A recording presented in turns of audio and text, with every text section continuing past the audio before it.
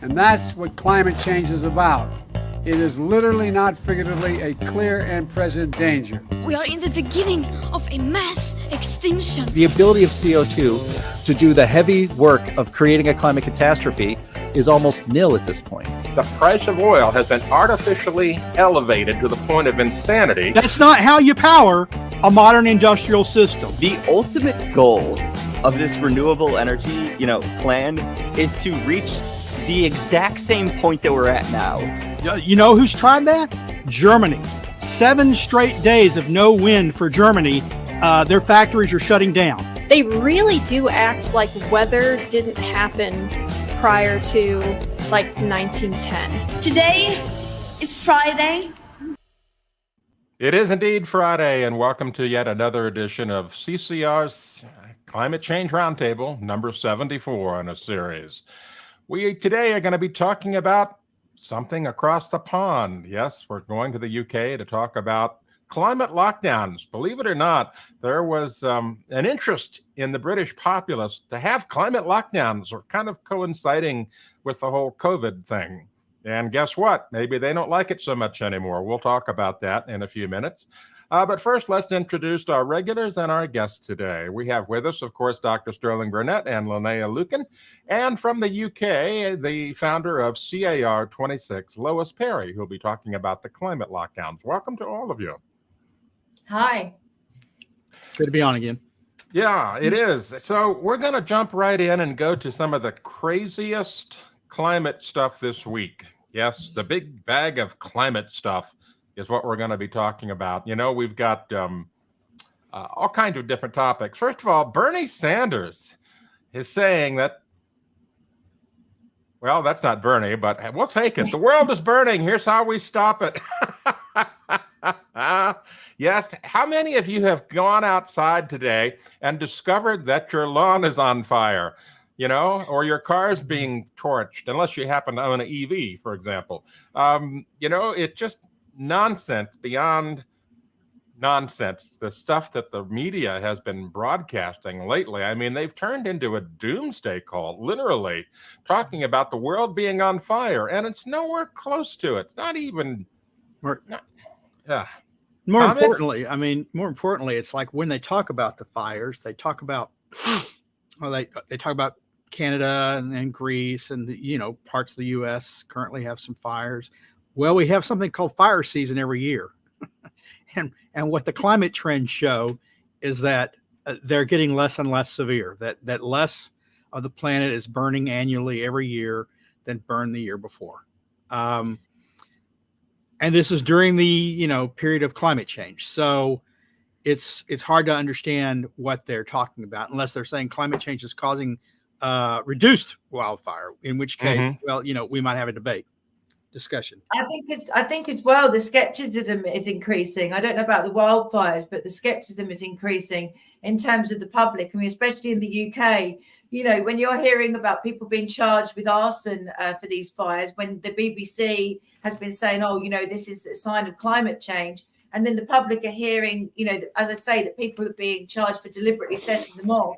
The skepticism is off the Richter scale now. It really is. When I'm talking to people in London, all over the country, they're raising their eyebrows in a way that they wouldn't have done a couple of years ago. I really do think the media are overplaying their hand now. Tell me, Lois, I believe that England right now is feeling a little bit of autumn. Is that correct? Yeah, it's been quite nippy. We're all supposed to be global boiling, but no, it's been pretty chilly. But that suits me because I'm a spring and autumn fashion kind of girl. So yeah. Cold and rainy is not your typical late July, early August in England. So. No, it really isn't. And so what our media has done is they've been ticked off actually in the last couple of weeks. Actually, a good friend of mine who runs the biggest political party in the UK, third biggest, the Reform Party, which Nigel Farage is the honorary chairman of, who's a big supporter of CAR 26 actually. He actually got it out there that the BBC had started using Earth temperature satellite data as opposed to the Met Office traditional data, which is, as I'm sure you're very well aware, is the temperature taken 2 meters above ground. So, they were trying to make it look like Europe, we were freezing, but Europe was boiling. And in actual fact, it really wasn't. The temperatures were not abnormal at all.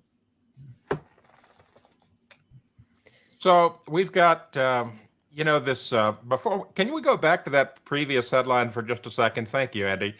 The world is burning. Here's how we stop. And I wanted to point out that lots of news organizations have been saying things like burning and boiling and, all kinds of doom-apocalypse types headlines. I think what the media's got going on here is global pyromania. That's what they've got. They've got a case of that. All right, let's move on to the next one. Women this week. Climate change perpetuates inequality for women. So, Lois and Linnea, I would like to ask you, do you feel that climate change is creating inequality for you? I mean, are you not experiencing temperature in the same way that the men are experiencing it? I mean, are you cold all the time? Is that what's going on?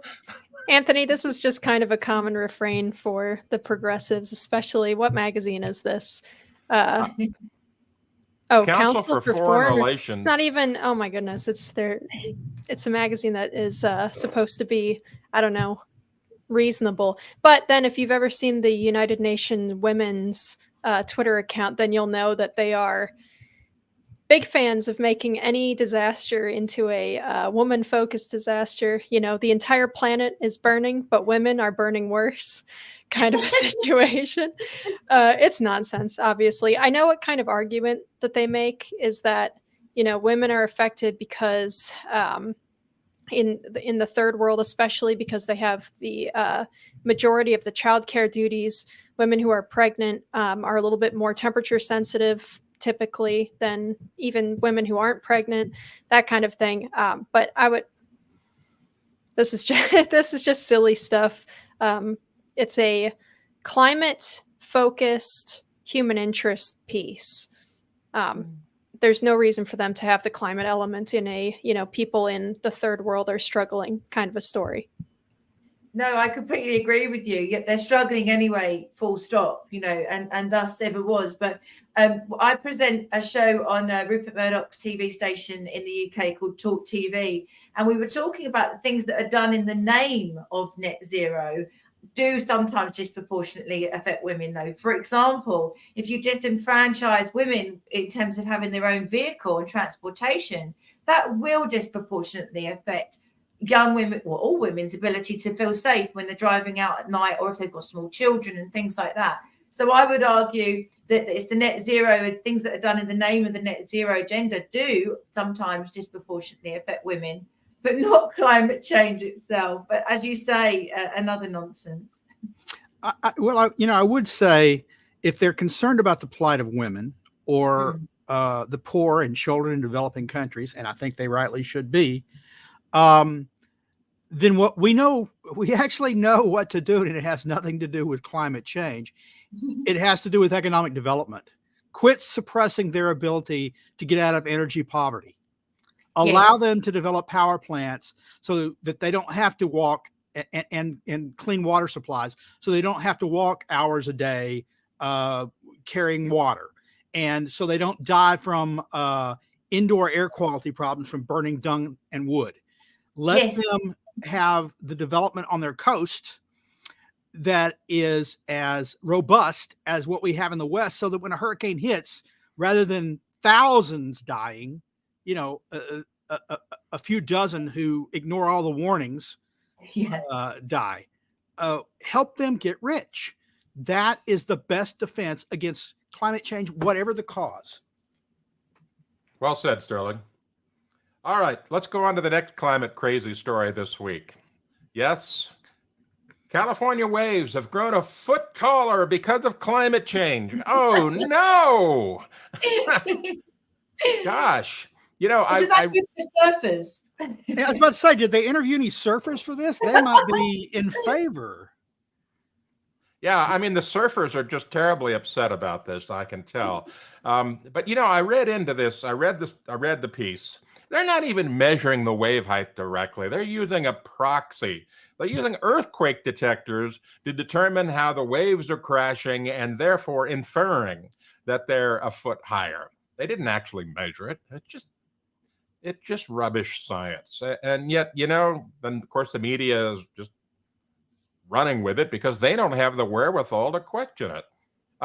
So tell me, over there in the UK, have you been inundated by these foot higher winds and waves and stuff yet? We've been inundated with these nonsense stories. I think some of these are just written with that AI system. They just put climate change, random wokey stuff, and come up with these stories because it really does look like they're just throwing stuff together. I don't know if you agree with me, but there is a little bit of a hint of desperation, I feel, with some of these stories now. Like this. No, to answer your question, Anthony, no, we have not had killer waves wiping out surface. Yeah, I know you've been inundated with those stories written by AI. It's quite possible. I mean, AI can't tell the difference between climate change and an algorithm in most cases, and neither can some scientists. I want to point out that they're talking about California waves being a foot higher. Climate change, which used to be global warming, doesn't act locally. It's supposed to be global.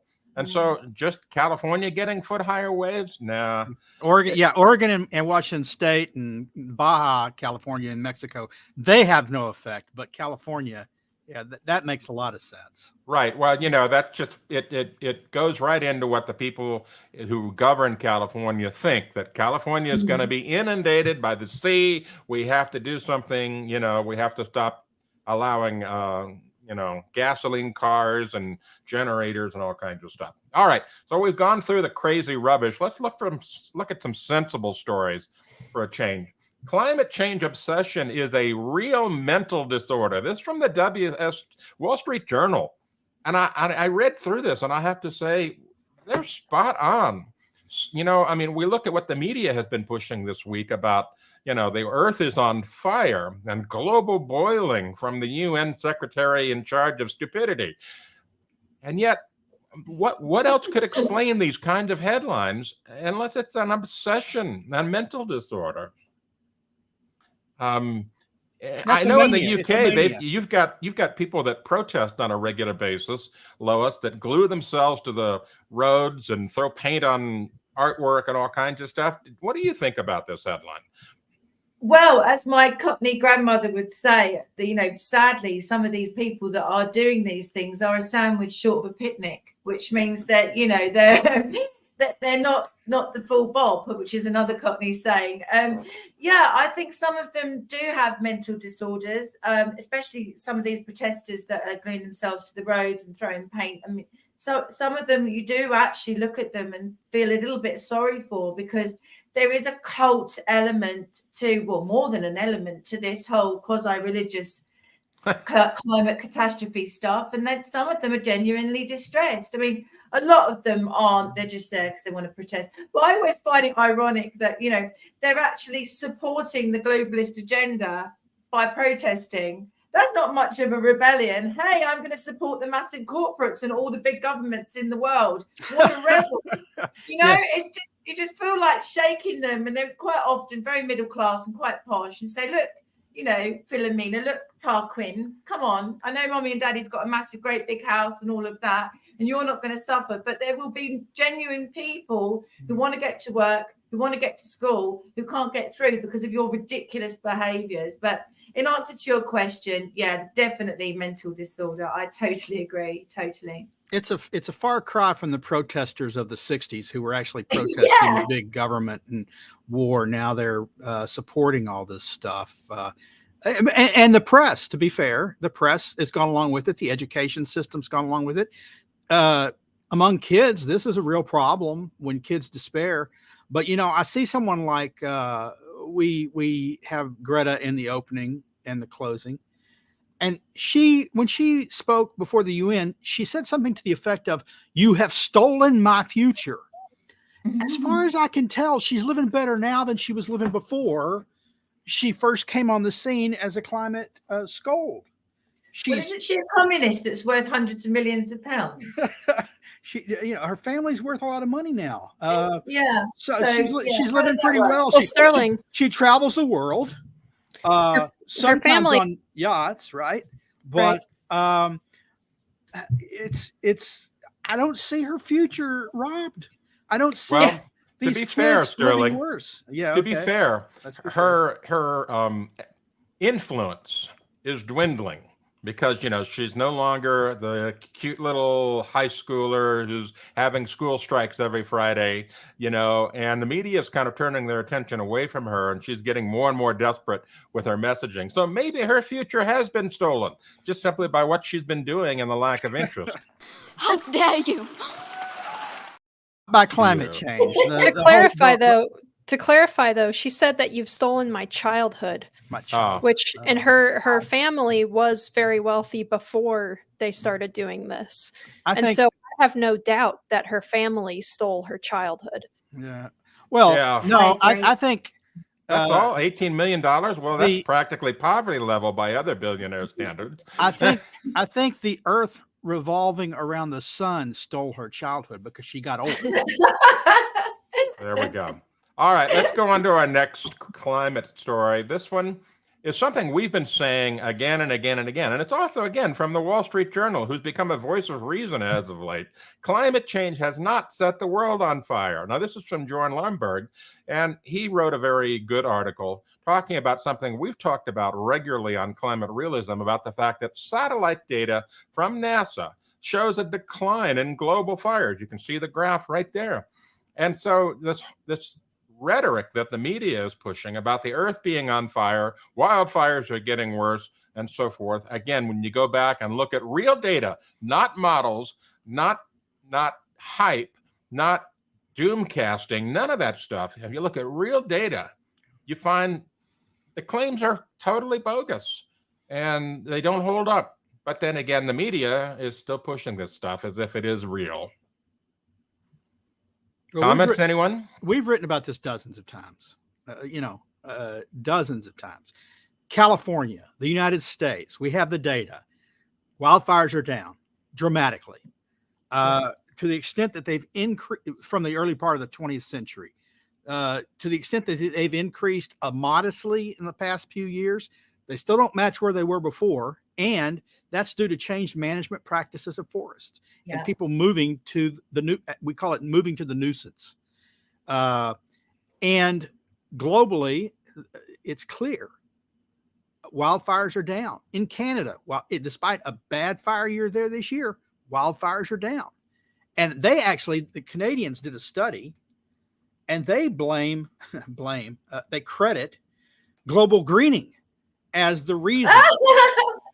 Global greening as the reason wildfires are down there, that and more moisture in the soil.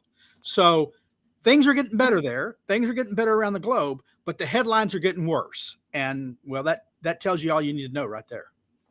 So hang on a minute. I thought the global warming was going to lead to, mass devastation, no crops, and then suddenly there's more greening, there's more crops, and then that's a problem. So, if there's greening, there's a problem. If there's no plants and food, there's a problem. If it's snowing, there's a problem. If it's not snowing, it's exhausting, isn't it? It's totally exhausting. Well, I saw someone in the comments under a Twitter post similar to this conversation who said, what the Greens really should be advocating for is just dipping the earth in liquid nitrogen to preserve it right where it is in perfect stasis right now. That'll be their ideal situation. I feel if they're searching for a planet with no change, what they need is the sun to go out. No, that's not fair, Linnea. They don't want what right now. They want the 1820s or the 1750s or some ideal state in the past where the birds, the lions laid down with the lambs. There was no meat eating, and all the plants. The world was lush, and there was no air pollution, and there was also, and they say this, a lot fewer people because we're a cancer on the earth. That's where they'd want to freeze it. Speak for yourself, there, Sterling. What's that? I do agree with you. I do agree with you about them wanting to go back in time, but I don't think it's because of any sort of ideological thing to do with how the world and nature's working. I believe it's because there was no middle class. There was the serfs, the bottom, and there was the lards at the top. And, there wasn't much middle class in between. Well, certainly not in the UK. So, that's what they want to go back to. So I agree with you. They do want to go back in time, but I believe for political reasons, nothing to do with saving the planet. Yeah, I agree with you, Lois. The whole thing is exhausting. I mean, one day it's this, the next day it's this, and they never remember what they said, a couple of years ago. It just back and forth and back and forth. And any change that looks abnormal to them becomes part of the climate crisis. And that's part of why, I think the Wall Street Journal called this a mental disorder, because when you're schizophrenic, everything's a threat, no matter what it is. You see stuff everywhere. And so we end up with that. All right. I mean, now we've done, I think just last week, maybe the week before, our entire roundtable was on climate change causes everything. Yeah, it does. It literally does. And diametrically opposed things, it's climate change. Lois, there's a website in the UK that you may or may not be familiar with called numberwatch.co.uk. I think I have heard of it. Yeah. Yeah, it was put together by a mathematician, and he's since let it go, but it's still got a lot of good references in it. It's a list of all the things that have been caused by climate change, citing all kinds of different media stories. And it's hilarious looking through it, because it's like climate change causing walrus to die, climate change causing walruses to get fat. I mean, it's just all this back and forth stuff, totally contradictory, that the media publishes. So yeah, it is exhausting looking through all that. All right, let's go through our final one here. This is coming from the IPCC, a breath of fresh air and sensibility. The new head of the IPCC says, don't overstate the 1.5 degrees centigrade threat. Well, he's right, because we've always pointed out on climate realism that we've already experienced 1.5 degrees centigrade rise in temperature. If we look at like the Central England temperature record or the European temperature record, which goes much further back than the United States and Australian temperature records, in fact, that threshold that they created for the Paris Accord, we've already breached it. And he's saying, yeah, don't worry about it. Don't make a big deal out of it. Well, gosh, what a sensible idea, huh? Yeah, they were the ones that made the big deal of it in the first place, right? Right. Mm-hmm. I mean, who cared about 1.5 before the UN chimed in? Nobody. And before that, it was 2. Now he's saying, and even 2 might not be terrible. I think it's because the reality sunk in that we're going to surpass it. The world didn't end. And so people might say, oh, well, you've been wrong about all this. Let's just go on our merry way. So it's got the Doomsday cult has to set the next death date. Yeah. It's a little bit of gaslighting as well. Gaslighting, 1 minute, as you say, they're telling us, this is terrible. Then, oh, it's not so bad. It's like, well, hang on a minute. Which one is it? But then, in this country, we're not actually going to be changing any of our targets on net zero, apparently, although the government is coming around to being less pro net zero at the moment, because they recently lost a by-election seat on the basis of an anti-net zero sentiment. But, so I do feel there's a little bit of gas lamping going on here. Well, it's very frustrating when, especially like what Anthony said about them having such short memories. Perhaps the memory is selectively short because, I remember just as recent as last year, they were saying that 1.5 degrees was the threshold at which point the tipping points would start happening, where we had catastrophic, cascading, massive ecological disasters. And now they're clearly not happening. Give it a couple months, I guess, for the warming to settle, but I don't think it's going to happen. Well, what about all none those of the research disasters papers they've predicted have ever happened? No. There are thousands of research papers that claim using models that if we reach a 1.5 C change, that here's a tipping point in the Atlantic, here's a tipping point in the Antarctic, here's a tipping point in Greenland on its own. Thousands making claims that certain zones or certain ecosystems are going to collapse at this temperature. And they are not going to take any responsibility for being provably wrong about any of it. Well, and there's the very first example you used is a perfect case. So it was either earlier this week or just last week you wrote an article about the Atlantic, right? So the article was, the Atlantic is slowing down, and that's going to result in all sorts of disasters. And you point out that, well, all these, you said thousands of research, well, dozens of research papers say the Atlantic's speeding up. Yeah. But the one thing they have in common is whether the Atlantic's speeding up or the Atlantic's slowing down, whether there's more hurricanes or fewer hurricanes, whether there's more crops or fewer crops, the answer is always the same: bigger government.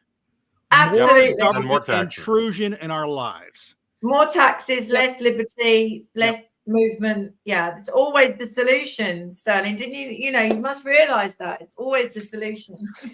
and going back to the protest we talked about earlier, it's like back in the 60s, there was the common phrase, the bumper sticker, fight the man, and we're from the government, we're here to help, and that was a joke. Now people it's like they've got blinders on and they just believe this stuff. It's not a joke anymore. We're from the government, we're here to help. Oh, okay. Let me open my door and allow you in. You can take out all my light bulbs and remove my stove. And well, Just Stop Oil, which is I actually got them to admit on GB News, which is like our Fox News, that I got them to admit that they were actually funded by oil money. They actually admitted they were funded by one of the prominent members of the Getty family. But unfortunately, they issued a statement about a month ago saying that they refused to appear on any television program which Lois Perry is on.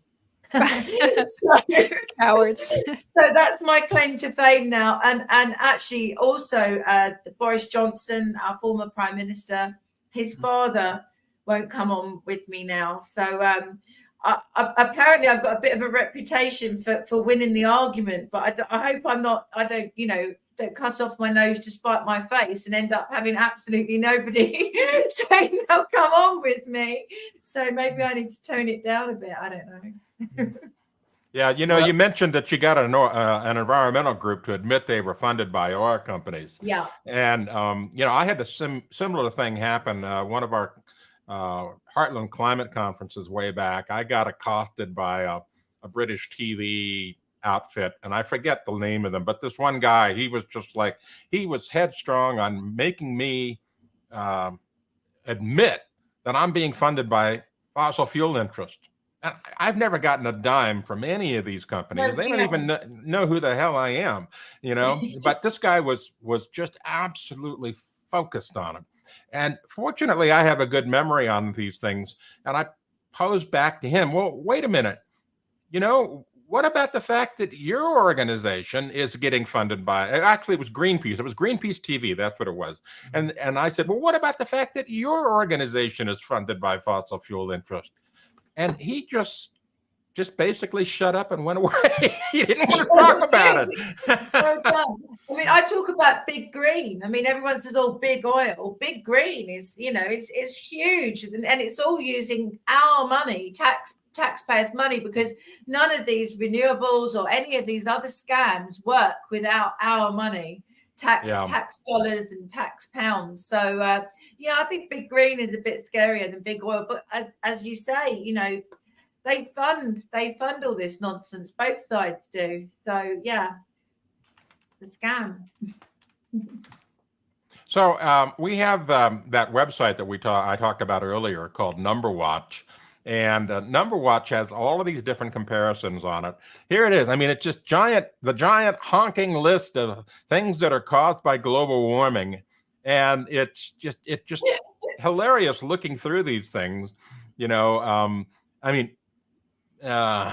just nuts.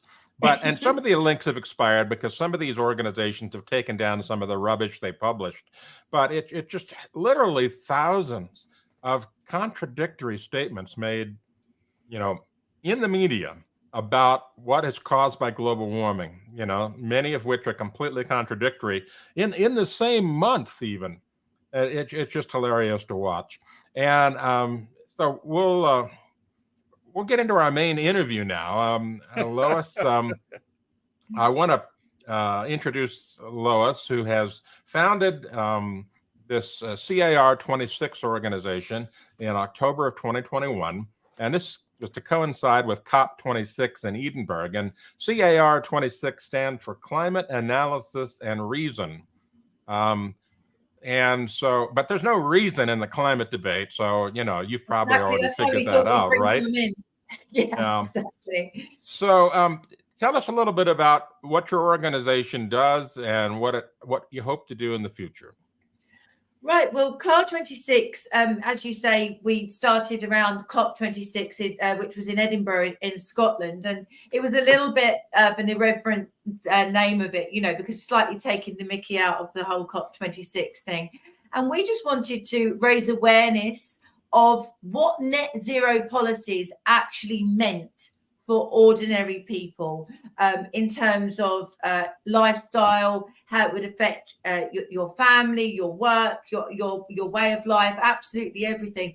We also wanted to open the debate up with the science, because when we started, we work very closely with the GWPF, and we have a lot of respect for what they do, which is another organisation in the UK. They're much more scientific, much more staid organization. We're much more irreverent and funny. We poke fun. We're much more consumer facing, but we use a lot of their information as well. But we wanted to just get it out there using humor, using polling, using lobbying, lots and lots of TV, lots of radio broadcasts, just to get the message out there and to question the science. Because we were the only organisation, we still are actually one of the only organisation in the UK that questions the whole concept of man-made climate change, full stop, with CO2 being the boogeyman. The other organisation, as I mentioned, doesn't do that.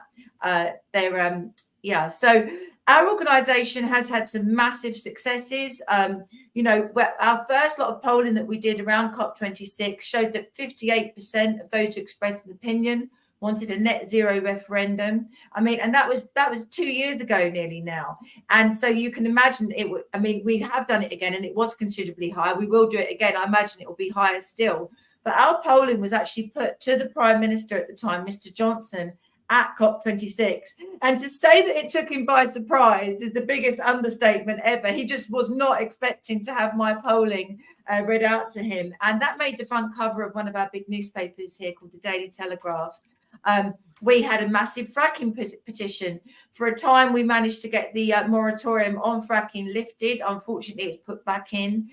The owner of the biggest fracking company called Quadrilla, a guy called Francis Egan, credited me and my organisation to actually stopping the wells being concreted over, which they were going to be. They still haven't been. So, maybe there is still hope. We hope so. We want what you guys have, which is energy independence in America, to pretty much, well, much more than we have anyway. And our organisation is, I don't want to blow my own trumpet, but as this is an American thing, I am going to blow my own trumpet because you guys like that, don't you? So that's good. When we started, no one was questioning the whole thing. And if they did, they were called a climate denier. They were called mad as a box of frogs, fascist, Trumpian, all of that kind of stuff. And then slowly but surely, we just kept the pressure on. We had our very own unique take on it. We, as I say, we use humor. I did lots of different types of shows, not just political shows, but chat shows, comedy political things. I went in at every different angle. And slowly but surely, people started to come round. We started to get some big presenters on Talk TV, for example, then GB News, all started to come around to our way of thinking. And then, as I say, slowly but surely, we now have a situation where it's okay to question it. It's not saying that you're a nutter. And I do think that what we've done over the last couple of years, I mean, a very good friend of mine actually calls me relentless rather than relentless. And we've had to be a bit relentless. We have, I know talking about yourself in the third person is a sign of madness or egomania, so I apologize about that. But we've just kept going. And as I say, we've been making some real strides. Recently, there was a by-election for an MP stood down and they had to put another MP up in their seat. And the Conservative government was expected to lose, and they were expected to lose quite considerably in this particular seat. There was 2 other seats as well, which they did lose. They were 28 points behind in the polls, but they hung on to this seat. And the reason they hung on to this seat is because of a thing called the ultra low emission zone, which is basically a net zero anti-car policy that's being brought in by the London mayor, the Labour London mayor. And so suddenly our Tory government is thinking, oh, hang on a minute, net zero isn't anywhere near as popular as we thought. And literally in the last week, hundreds, if not thousands of new oil and gas drilling licenses have been granted. And, the rhetoric has really changed. So I don't know, maybe seeing some light at the end of the tunnel or the beginning of that anyway, maybe. I don't know. But yeah, so that's us anyway. I'll shut up now. Yeah. No, that's great. Lois, I have a question for you. Are you familiar with the Global Warming Policy Foundation and their Net Zero Watch organization there? Have you worked with them at all? Yeah, so probably because my accent, I said that at the beginning. We do work alongside them. They have a slightly different approach to us.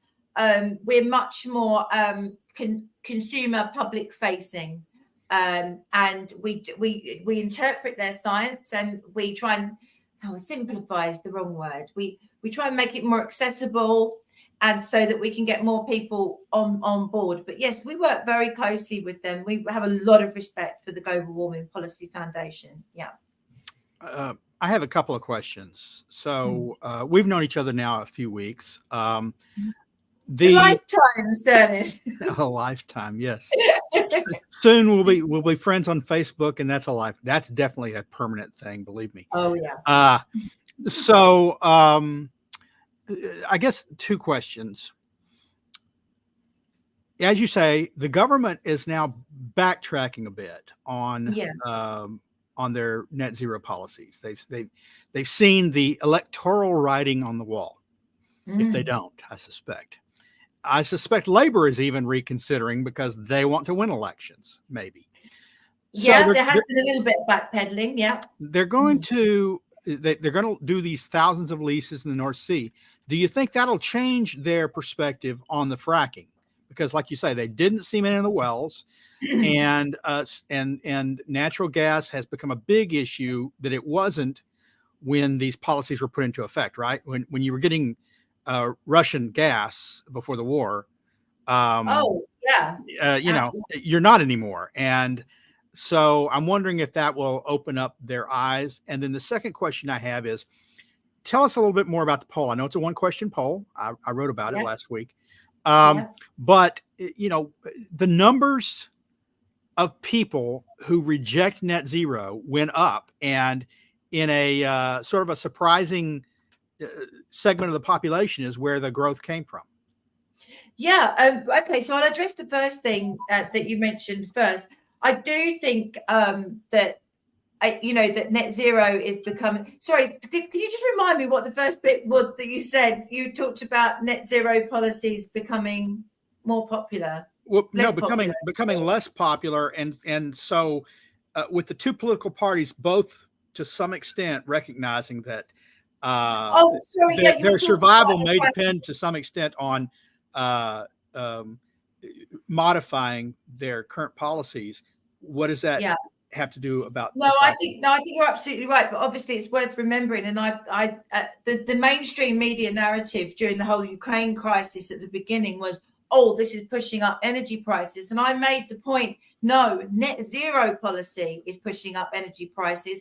And the price of electricity and gas had been going up massively in the year to 18 months before the Ukraine war even started. So we should be fracking, but the problem is the ideology is so entrenched. I mean, we've got a situation where we have written these net zero targets, these reduction targets into law.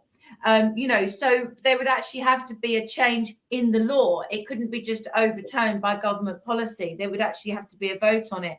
And as I say, the law would have to be rescinded. So yeah, Labour and the Conservative Party are both seeing that it's not a vote winner. But the problem that we've got, and this is another thing that we talk about, is if all of the political parties are broadly in agreement, who do you vote for? You can't vote for that. And they know that. So they can use all this rhetoric just before an election. Oh, we're listening to the voters. We're listening to this. We're listening to that. But if they've still got it written into law that we have to do these CO2 reductions, and they haven't reversed the ban on internal combustion engine vehicles by 2030, then it's all could be, excuse the pun, hot air. Absolutely ridiculous. But going on to what you were saying as well about the polling. So we did one question poll added onto our other polling in 2021, and it was to what extent do you support or oppose climate lockdowns? Now, I think it was 60% strongly opposed climate lockdowns, actually, and that had actually gone up in our recent polling by 2%, which is great. But the really surprising thing for us is the people that strongly supported climate lockdowns had reduced by 20%. And it's not a surprise that the people who strongly supported it would continue to strongly support it, or a few more would strongly support it. But the big surprise is to have a 20% shift from people who were really massively loving the whole concept of climate lockdowns suddenly against it. That was a big surprise for us. It really was. And we thought, right, it's definitely coming our way. And with the other polling that we did as well for the net zero referendum, it's important to note, I mean, this whole climate thing has been described in the UK as Brexit on steroids, because it's a libertarian issue, but it doesn't just affect us. It's a global issue. But it's important to note that of all of the categories, young, old, rich, poor, Tory, Labour, Brexiteers, Remainers, over 50% in that net zero referendum polling wanted a net zero referendum. You do not want to have a referendum if you want the status quo. So, but as I say, if all the political parties are supporting it, what do? The only party that's been against net zero is the Reform Party. And as I say, the honorary chairman of the Reform Party is Nigel Farage, who loves you guys, by the way, and wanted me to say hello. And I think he's watching, actually. Hi, Nigel. And he's been a big supporter of Car 26 and of me and what we're doing. I mean, he did give me a proper grilling, though, the first time he had me on his show. But I think I survived it. So now he's a supporter of ours. Yeah. Lois, you mentioned this is Brexit on steroids. Yeah. I agree with that. But also I thought about something, we have seen reports that the Russians have been pushing, driving some of these environmental groups because it allows them to earn more money on their oil and gas exports. So essentially, you could, if that Russian influence is happening, and I'm wondering if you're seeing any of it there, but is what we're really seeing here the Russian version of net zero going on? Net zero. I like that. We'll have to use that. Well, I mean, in terms of the anti-fracking propaganda, you can only describe it as that. About 10 years ago in the UK, it's all come out and not on conspiracy websites, but in national respected newspapers like the Daily Mail. You've got the Mail Online in the States, I know that it was funded by Russian money, because who benefits from us the UK not being energy independent? The people that are supplying us with the energy. It's a no-brainer. So yeah, net zero. I like that. Well, I'd like to know how frustrating. I mean, you have it bad enough over there in the UK when both of your major political parties are, in cahoots on this kind of stuff. I mean, it was a shock to me. And admittedly didn't follow it super closely, but I had across the pond here been under the assumption that Boris was something of a, kind of conservative, the way that Americans would say conservative. I know, it was a bit of a shock to us that he wasn't a conservative as well, actually. And so how disheartening is it when, then you have President Biden, who goes and supports something like the Russian pipeline and cancels that East Med pipeline that would have brought, oil and gas from other countries through like Greece and Israel and stuff into Europe. And he withdraws support from that one, but supports the Russian one. I mean, how frustrating is that? I mean, you guys are being attacked on all sides from us too. So sorry. No, don't worry about it.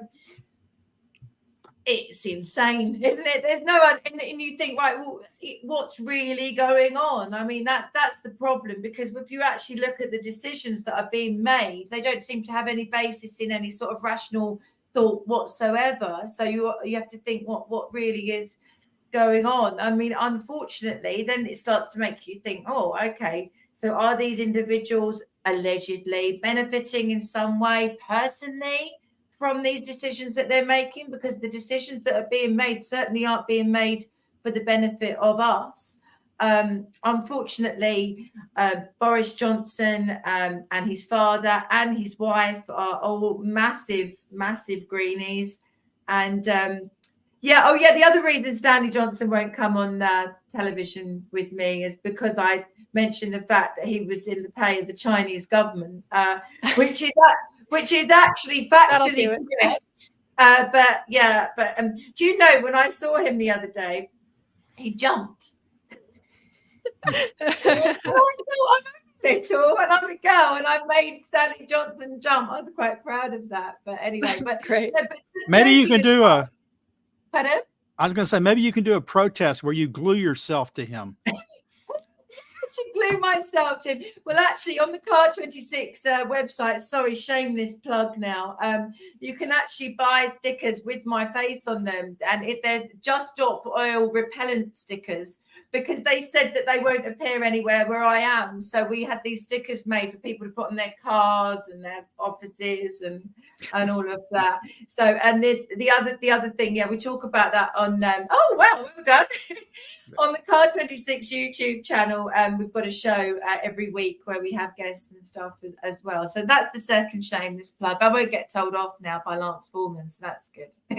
So yeah. And then one more. So I've written quite a bit on this. Sterling and I tend to go after the agriculture claims quite a bit because they are some of the most transparently insidious targets of the climate cult. So I have written a lot about some of the British agriculture policies that have been going forward recently that are just mind-boggling. I mean, I know that, a lot of the countryside and stuff, they like to preserve their kind of agrarian, the villages and stuff. But now they're paying people, like they do in some cases in the US, they're paying people to not plant their land and to let it go fallow. But you guys don't have a whole lot of land to do that with. I mean, how do you justify? I know, absolutely. I mean, over your side of the pond, obviously, you've got a lot more to play around with. We haven't.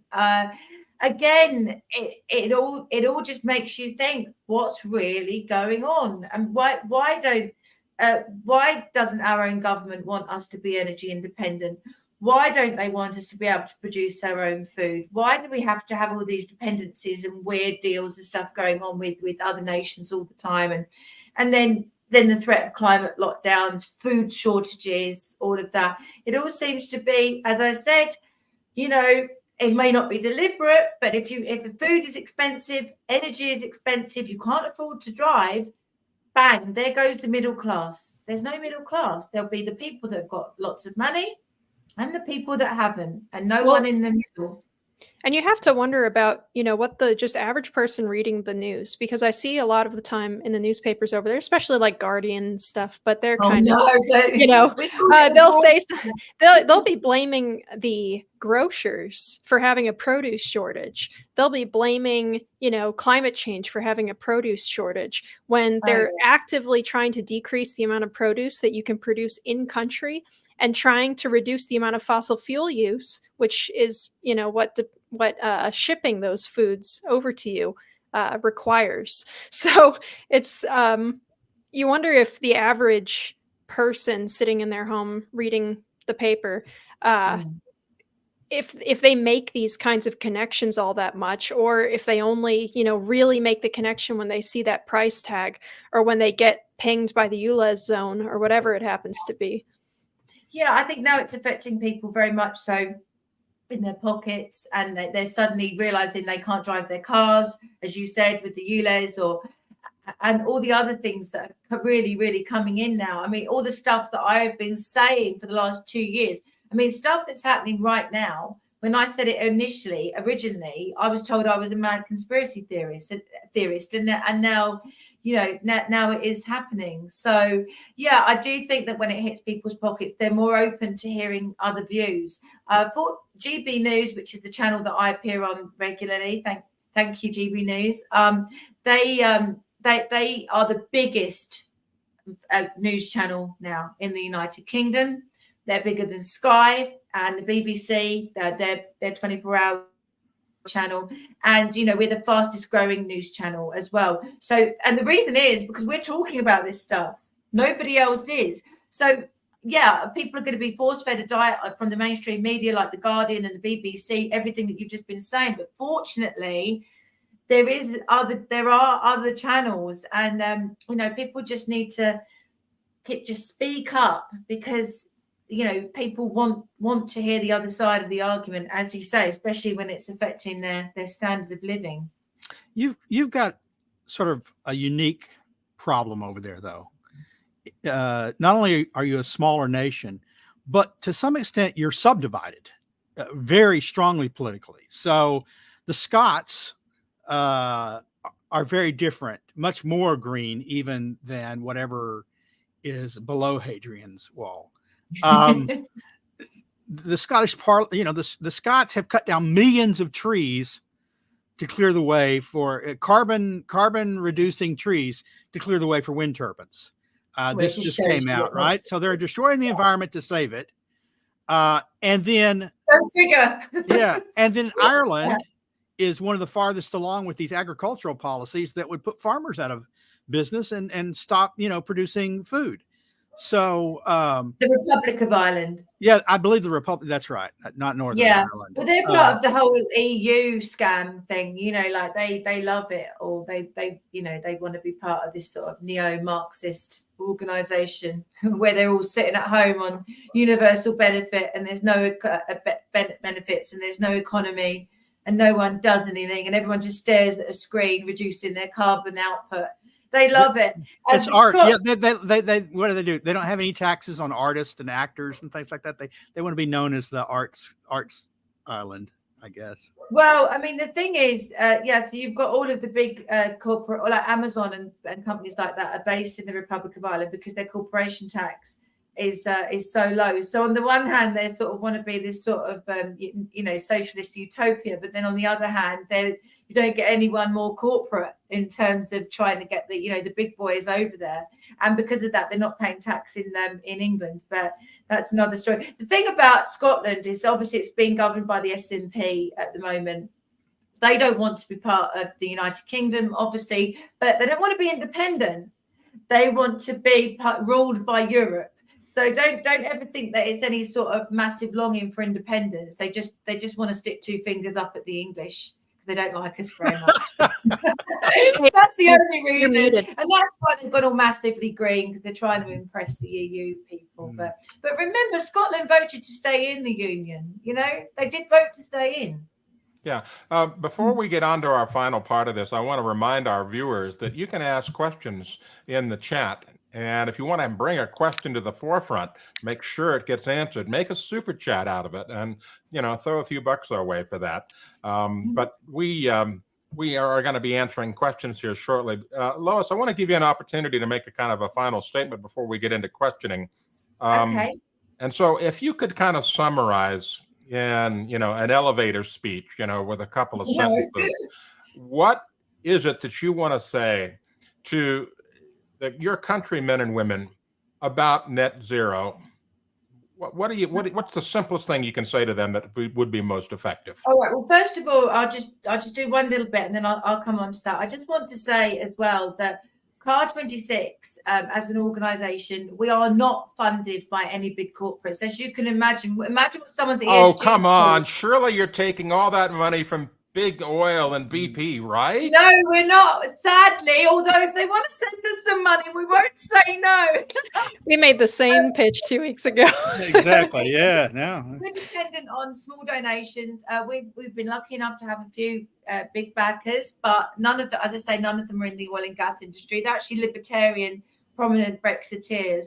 But most of our funding comes from small donations. So we can't do what we're doing without the public helping us. And if anyone wanted to offer us any support, it would be very gladly received, because we've achieved a lot with not a lot, but we could do so much more. But in terms of my fellow countrymen, I want my fellow countrymen to understand that net zero is nothing to do with saving the planet, and everything to do with completely and utterly not just rejigging, but annihilating your way of life, whether you can drive, whether you can go on holiday, whether you can eat meat, whether you can even use the products that you want to use, or even, net zero will go beyond that and become hate speech. It would be about what you can say, what you can do, what you can spend your money on, all of those things. So that's true, because always all of the policies that are brought in for net zero are never any greener. And quite often, if you believe that CO2 is the climate control knob for the planet, they actually produce more CO2 anyway. So I want everyone to be aware that this is neo-Marxism via the back door, using climate realism, using climate change catastrophizing to implement it. And we must fight this with every fiber of our being, because the net zero that they want is net zero you, ultimately. All righty. So that's a good summary of all of that. And really, you're right. There is no justification whatsoever. Net zero is not going to save the planet. It's all about power and control.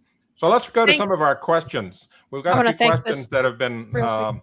Alan Griffiths sent £2, but didn't ask a question. So thank you, Alan. Rocks and Oil sent $5, but didn't ask a question.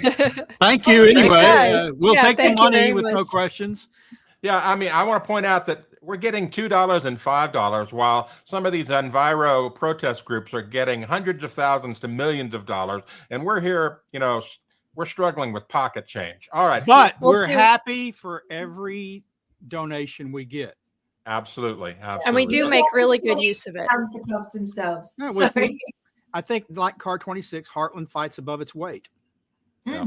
Oh yeah, we're very proud to be associated with you guys doing that polling. Thank you so much. Thank you. So we have a question here from Stevie. He says, how on earth can we turn this around? The constant bombardment of crazy claims on a daily basis, and can we ever return to some kind of normality? That's probably the question of the year. It really is, because until we get the media to start doing their jobs and reporting on this stuff, honestly, I don't think we're ever going to get there. Well, I all I'd say is, what my great grandmother said. You just have to keep on keeping on. We know that we're on the right side of history. We know we're fighting the good fight. Whether you have faith or not, I believe that I'm fighting the good fight. And you just have to keep going. You just have to keep raising awareness, and just have to keep telling people what's actually going on. And eventually, they'll see that the emperor's got no clothes on and call out this absolute nonsense. That's what I hope, anyway. All right. Rich Jagger asked this question. Lois, what do you think are the top 3 hooks you can use to get people to resist net zero? Oh, right. Okay. Well, I would say that they'd be to do with personal autonomy. So if you say to people that you won't be able to jump in your car and do what you want. If you're forced to have an electric car, it might not switch on. If you've been a naughty boy and you've said something wrong on social media, it could be remotely disabled. I'm not saying that has happened, but it could happen. I'd say in terms of getting people to resist net zero, do you really want an ineffectual heat pump in your house rather than, rather than the effective boilers and stuff that you've got at the moment? So cold showers, not being able to drive, freezing cold houses in the winter. And thirdly, do we really want to eat veggies and insects for the rest of our lives? Because if farming is annihilated by net zero policy, that's it. Freezing cold, we can't go anywhere, and we can't eat meat or dairy. I'd say there'd be 3 pretty good hooks for me.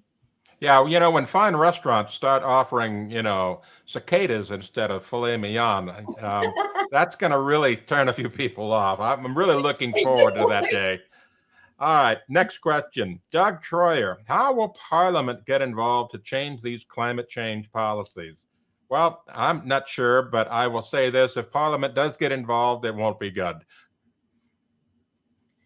So as I say, finally, because we've got an election coming up, and because the Conservatives saw what a big thing it was, the anti-net zero sentiment in the recent by-election in Uxbridge in England, they're saying, oh, we're going to be granting these new licenses and looking at this law and looking at that law, looking at ULEZ. But as I say, until you have a political party, an opposing party with the first past the post system that has a completely opposite view, it's so tricky to be able to change things. It really is. But, we just have to keep fighting and make the parties realize it is a vote loser, the net zero stuff. Yeah, okay. So next question. Douglas Pollock writes, are climate lockdowns and or 15-minute cities coming anywhere in the United States? Well, I would say Linnea take that one. Let's let Linnea take that one. I haven't seen any evidence of it, but you guys, what do you think? Biden has been petitioned by our far left media to consider climate lockdowns. So I would not be surprised, and they have used the emergency powers idea several times. They've kind of alluded to it in different magazines. Again, though, it's usually the further left or the ones that are more explicitly left-wing partisan magazines. It's not the ones that even pretend to have some level of neutrality, although they really don't for the most part. Even Fox News posts all sorts of climate alarmist nonsense all the time. So in terms of the media pushing it, I think we have seen a media push. In terms of actual political leaders pushing for it, I don't think I've heard anyone say it explicitly, but I would not be surprised in the least if it started to become popular on social media or something. 15-minute cities are an odd thing. Almost every city I've ever lived in is a 15-minute city, in the sense that I can get groceries within 15 minutes. I can get to the laundry if I have to have laundry, if I have to have dry cleaning in 15 minutes. Schools have always been within 15 minutes. I don't know a city where that's not true. Now, downtown metropolitan areas may be a different story. And that's because the real estate's so high there. There's not a grocer with profit margins for groceries. There's not a grocer in the world, in the United States, that can afford to set up a brand new supermarket in downtown Dallas with real estate prices where they are. That's why there's places like Neiman Marcus there. And if they did, knowing the demographic of the people in downtown Dallas who think Whole Foods is where they should be shopping and can afford to shop at Whole Foods, they wouldn't buy from a Walmart neighborhood market, because it's a mass-produced, they want their cheese just right and made in the right way. No Velveeta for them. So it's a mixed bag. like I said, almost every suburb is 15 minutes. If by 15 minutes you mean, are there schools local? Yep. Are there grocery stores local? Yep. Are there convenience stores local? Yep. Usually there are theaters local, right? Even in the post-COVID age, there are movie theaters local. So it's only in the, major downtown areas where the real estate is so high, so expensive, and the demographics of the people are not demanding these kinds of things. And so, what are the politicians in those cities going to do to lure a Walmart neighborhood market there, or a Kroger, when in fact all the policies they've been imposing have been driving these people out of those areas? Yeah, Market Street in San Francisco doesn't have a single store open right now. That was a story a couple of days ago. They've literally driven every decent retailer out of the city, and more are leaving every day. And this whole 15-minute cities concept is completely blown apart by the fact that the powers that be in local government are making stupid decisions, embracing the wokeness downtown, and that is driving out legitimate businesses. And so the whole 15-minute cities thing is just completely falling apart. And, yes, the idea of a 15-minute city sounds great, but, Domino's can't even get you a pizza in 30 minutes or less most times. So, what's the point? It has to be, your choice, though. I think the whole 15-minute city concept is great. And as you say, the majority of places, or a lot of places, have it anyway. But it's when it's not your choice. So, like, for example, in Oxford and Cambridge, they're bringing in a thing where basically the city centre is broken up into zones. And say, for example, you live in, it sounds like an 80s futuristic movie, sectors. You're in that sector, they're in that sector. It's happening now, folks. The 80s is happening now. But if you happen to live on the border, your road is there, and say your elderly grandmother is 2 roads along, and you like to pick her up in the car for obvious reasons, you're only allowed a pass to go from that road to that road 100 times a year.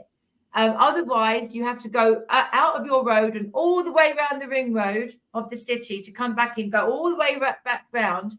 And if you move 2 roads away, for example, if you happen to live on the border of a sector, it was out of your 100 passes a year, you'd be fined at £80, which I think is about $100. So you can imagine what that's done to the house prices in those areas. Fortunately, Canterbury was about to do it, and they did a massive consultation. And bizarrely, for local government in this country, they actually listened to the people, and they've actually scrapped it. So that was a massive win. We really celebrated that last week, Canterbury. It's interesting, actually, if you wanted to look at it, like in terms of if we were at war, for example, the places that they've gone for first are very interesting. So you've got Canterbury. The Archbishop of Canterbury is the head of the Church of England. Very historic place, very significant symbolic place for English Christians. And then you've got Oxford and Cambridge. Oxford and Cambridge, the centres of learning for the entire English-speaking world, they were targeted. It's almost like they were taking us down one by one. Right, we'll take down their centres of learning. Now we'll take down the head of the Church of England. It's just interesting how. Do you think that it was that we'll take them down, or that's where popular support where support for this would be most popular, because that's where the academic elite is?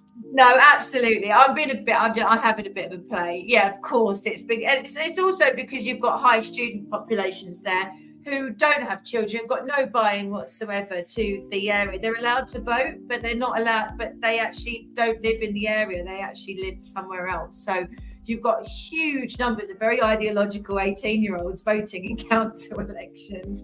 And of course, they're not staying there, but no, there is a big pushback, very big pushback. So we're feeling quietly confident, but we mustn't rest on our laurels. We're going to double down. I have a suggestion for you, Lois, a way to get some attention over there. I suggest you put on a bug cafeteria event where basically you create a bunch of these bug dishes, that they're all so happy for us to be eating in the future. And then, invite people and get their reactions. That's going to be more powerful than anything. Yeah, let's Yeah. get Gates and Biden and all of the green fanatics. Let's get them all eating bugs. Excellent. There we go. All right, that's all we have time for here on this edition of Climate Change Roundtable number 74. Lois, I want to thank you for joining us from across the pond. And thank of course, you. It's been a pleasure. Thank you. And Linnea and Sterling, thank you for being with us. Remember, everyone, to hit that like button and to continue to support us by visiting our websites, climaterealism.com and also climateataglance.com.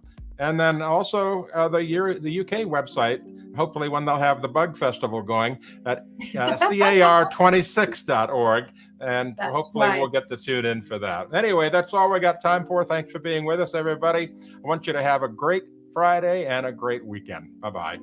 Thank you.